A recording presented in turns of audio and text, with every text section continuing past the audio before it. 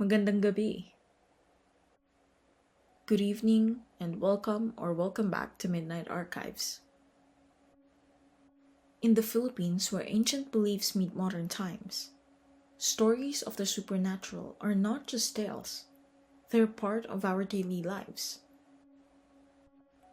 Tonight, we delve into the dark corners of Reddit where Filipino users have shared their encounters with things that cannot be explained. Join us as we explore these chilling encounters that blur the boundaries between reality and the supernatural. 5 Filipino Paranormal Stories, Volume 1.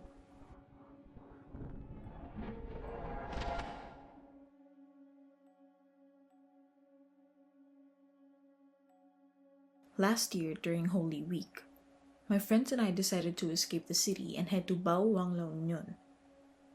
One of my friends, O, had a rest house near the beach, so it seemed like the perfect getaway. We left Manila at midnight on Thursday, arriving at our destination around noon.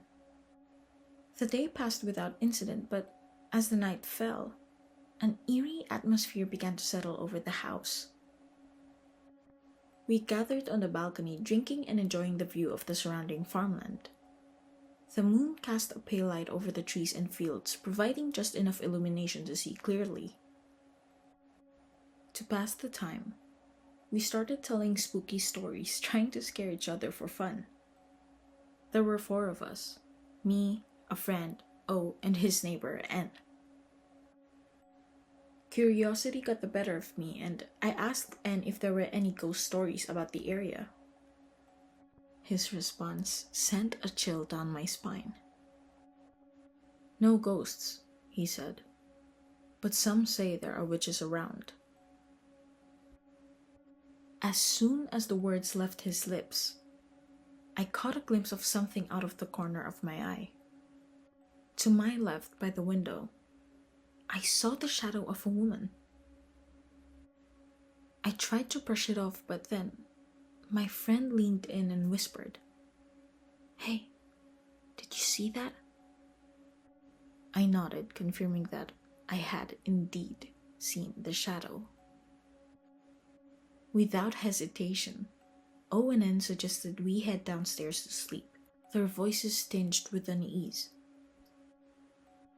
The following day, Good Friday, brought a welcome distraction in the form of O's family. They arrived with breakfast, drinks, and groceries, providing us with free food and company. It was then that we met O's older sister O's and quickly learned of her strained relationship with her husband. That night, tensions reached a boiling point when OS discovered her husband's infidelity. Their argument echoed through the house, filled with shouting and anger. We kept our distance, not wanting to get involved in their personal matters. On Black Saturday, an unsettling quietness hung over the house, a remnant of the previous night's fight. We tried to maintain our routine, eating, going to the beach, playing cards, and drinking, in an attempt to maintain a sense of normalcy. Later that afternoon, OS joined us at the beach, seeking solace from her troubles. She had a single drink and took a quick swim, and we hoped that the worst was behind us. We couldn't have been more wrong. Around 9 p.m., a blood-curdling scream pierced the air emanating from OS's room. She was yelling at her husband, and my friend and I assumed that she had finally snapped under the weight of her stress. But then O burst into our room, his face pale with panic, pleading for our help. We followed him to OS's room, where we heard her crying out, "Help me, Mama! They're hurting me!" The scene that greeted us was like something out of a nightmare. OS's skin had taken on a faint darkening shade, and her mother held her tightly while others restrained her arms and legs. Her father had a broomstick pressed between her toes, a local superstition meant to ward off evil spirits. It was clear to us that we are witnessing what appeared to be a possession. O's father sent him to fetch a neighbor known for performing exorcisms. Upon their arrival, we were instructed to throw salt at every doorway and window, a ritual meant to protect against malevolent entities. Together, we prayed the rosary until Owis's screams subsided and she fell into an exhausted silence. Just as we thought the ordeal was over, the downstairs door creaked open, sending a fresh wave of fear through our bodies.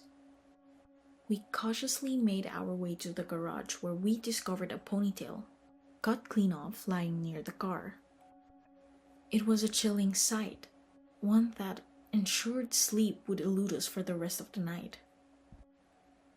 As we sat in the living room huddled together and trying to make sense of what had transpired, I couldn't shake the feeling that something dark and sinister had followed us to this place.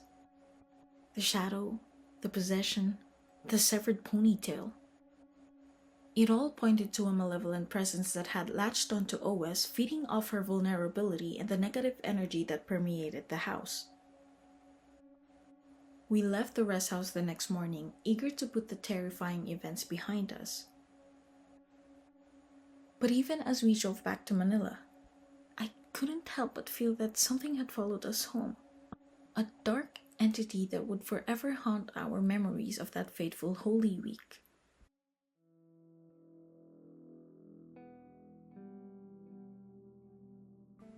I grew up in a house that was a living nightmare, a place where the paranormal was as common as the rising sun.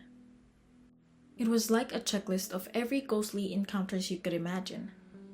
Doppelgangers, voices mimicking our own, shadow figures, and even a white lady. If you can name it, we probably experienced it within those haunted walls. The house itself was a towering structure, 4 floors high with a roof deck that seemed to touch the stars. My brother was supposed to have his own room up there, a private sanctuary away from the rest of the family. But one night, when he ventured up to the roof deck to get some fresh air, he saw something that chilled him to the bone. A woman with long, flowing hair floated towards him, her ethereal form gliding through the darkness. He was so terrified that he never set foot in that room again, leaving it to become nothing more than a storage space for our forgotten belongings. I had my own brush with the paranormal on that very same roof deck. One night, as I stood alone under the moonlit sky, a sudden scent of flowers filled the air. It grew stronger with each passing second, as if something or someone was approaching me. Fear paralyzed me, rendering me unable to run. In a desperate attempt to appease whatever presence was there, I started talking to it, apologizing for disturbing its domain and promising to leave. As soon as the words left my lips, the floral scent dissipated and I found the strength to bolt downstairs, my heart pounding in my chest. One evening, while I was on the phone with my boyfriend, a deafening crash echoed from the floor above.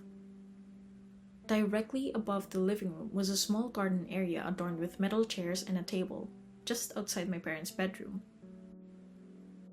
I immediately called my mom, thinking a chair might have toppled over. Even my boyfriend heard the commotion through the phone. My dad, ever the brave soul, went to investigate. But to our surprise, nothing was out of place. That garden area was adjacent to a room we used as a study, where I often caught glimpses of shadow figures waving at me from the corners of my eyes. But when I turned to face them, no one was there. It wasn't just me. Even our helpers reported seeing a mysterious man in shorts and a striped shirt wandering the halls, though none of us could identify him. Once, my friends even saw a child they mistook for my little sister, only to realize she was away at school. The second floor where our bedrooms were located was a hub of paranormal activity. Late at night, I'd hear someone knocking at my door, but when I mustered the courage to check, the hallway was empty. Sometimes I'd hear my name being called, but upon searching, I discovered that no one had uttered a word.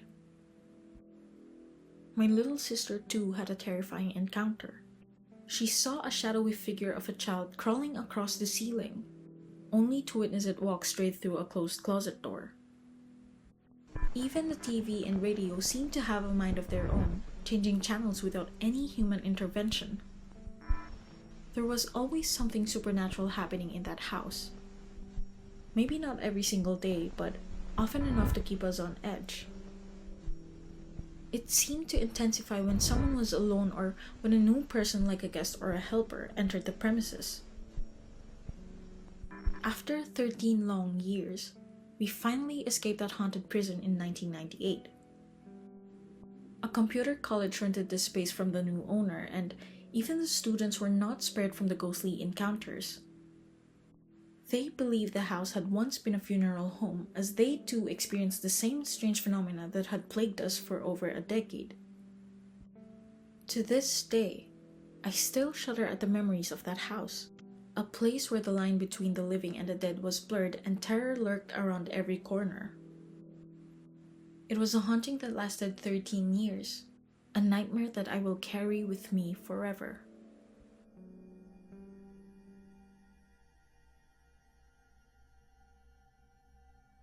I live in a 2-bedroom apartment in Taguig, and one weekend, my roommate was out of town, leaving me alone. I spent the evening sprawled out on the couch, binge-watching movies. I had left the AC cranked up in my room with the door open, so it stayed nice and cool. I think I fell asleep around 10 p.m. At some point, I had a vivid nightmare. Realizing it was just a dream, I pinched myself hard to try and wake up. When I opened my eyes, I was still on the couch, but everything felt off. The TV was off and the whole apartment was strangely warm. The darkness was unnerving. No street lights outside, not even the usual glow filtering through the curtains. Curious, I walked over to the windows and saw that the entire block was dark. Must be a blackout, I thought. To double check, I flicked the light switch, and sure enough, nothing happened. I was right. No power. As I started to go back to the couch, I suddenly noticed the shadowy figure of a man standing in my bedroom doorway. I froze, and a voice in my head whispered, "This is just another dream." So I slapped myself across the face, shook my head, and tried to force myself awake. I woke up again. This time, I felt more grounded. My face didn't hurt though, which was strange. I was still on the couch, wrapped up in my comforter, and as I sat up, the remote that had been resting on my chest slipped through the floor. Then, I noticed that everything was dark again. The TV was off, it felt stuffy, and I was hot. Must be a blackout, I thought again as I glanced at the wall clock, which read 12:30. The whole weird experience, including the figure in my doorway, seemed to fade from my mind. I shrugged it off and went back to sleep. Later, I told my friends about the weird dream within a dream. They immediately said that I might have astral projected since I knew about the blackout before I was fully awake. They even thought the man in my room might have been a ghost. I still think it was just a false memory or a hypnagogic hallucination. Just my brain playing tricks. I'm not a believer in the paranormal, so I chalk it up to a vivid layered dream. My friends still see it as some kind of paranormal experience though, and honestly, it's fun to have a story like this to tell.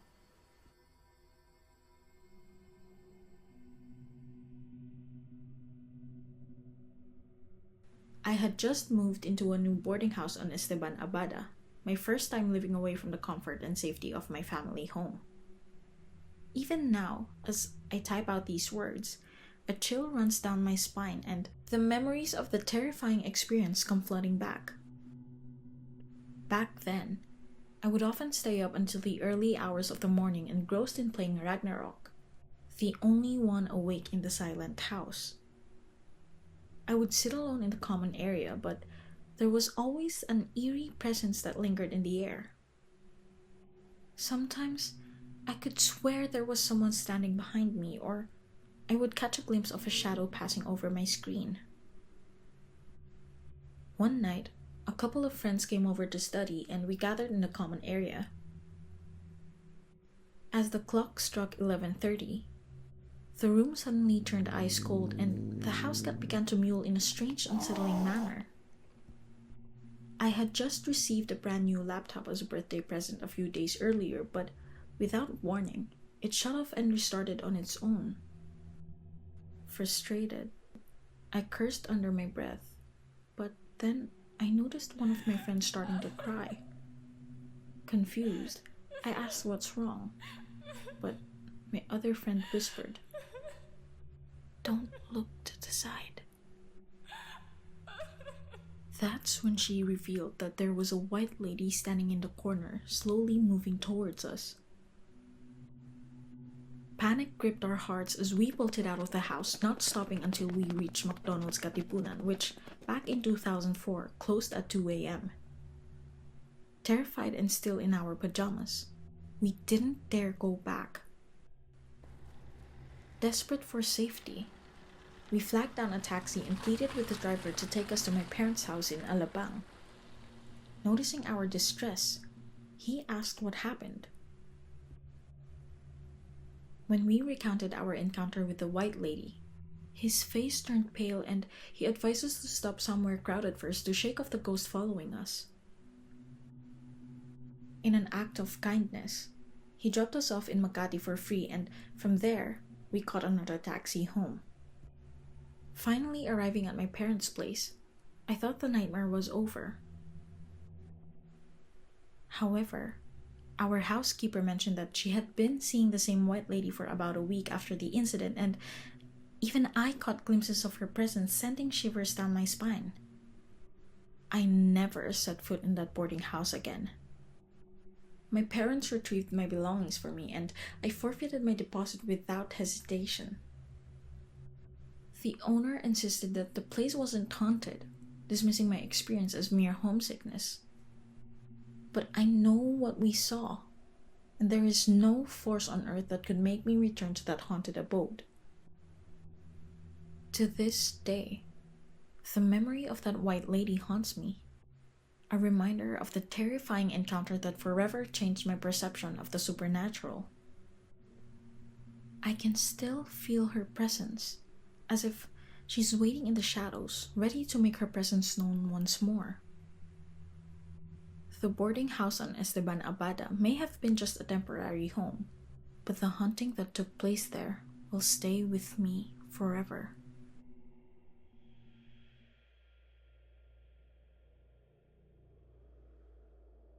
I had always been skeptical about the supernatural, dismissing ghost stories as mere figments of the imagination. But when my older sister visited from Canada, accompanied by her Filipino friend who claimed to be spiritually sensitive, my perspective began to shift. He explained that ghosts perceive those who are spiritually attuned as individuals with a glowing white aura, making them stand out from the rest. This, he said, was why ghosts were attracted to them. One evening, as we sat around the dining table, he shared a chilling story from his childhood in Bicol. He was part of the church choir and they were practicing late in the afternoon when he encountered something that would haunt him forever. It was the first time he had seen a demon inside a church, a place where one would expect to find solace and protection. Sitting at the farthest bench from the altar was a veiled figure of a woman in a wedding dress, silently watching the choir. Despite the veil covering her face, The protruding horns engulfed in flames were unmistakable. Fear gripped his heart as he looked away for a moment, trying to compose himself. When he turned back, the tall entity had vanished from its seat. Suddenly, it appeared right in front of him, towering over his small frame. The demon looked down at him, its eyes piercing through the veil before disappearing into thin air. As I listened to his story, a chill ran down my spine. The thought of a demonic presence infiltrating a sacred place, a place of worship, was deeply unsettling. I couldn't help but wonder if such entities were lurking in the shadows, waiting to prey on the unsuspecting. The image of the veiled demon in a wedding dress with its horns wreathed in flames was seared into my mind. I found myself questioning the safety of even the most hallowed grounds, realizing that no place was truly immune to the forces of darkness. And with that, we conclude these 5 chilling tales from the dark corners of Filipino Reddit. Each story a reminder that sometimes the unexplainable walks among us. We'd love to hear your thoughts. Which of these 5 encounters left you most unsettled? Do you have similar paranormal experiences that happened in your own home or neighborhood? For our Filipino viewers, what local supernatural beliefs or entities from your region would you like us to explore in future videos? If these stories kept you on the edge of your seat, don't forget to subscribe and hit that notification bell. There are countless more supernatural encounters waiting to be uncovered. This has been Midnight Archives. Until our paths cross again in the darkness. Good night.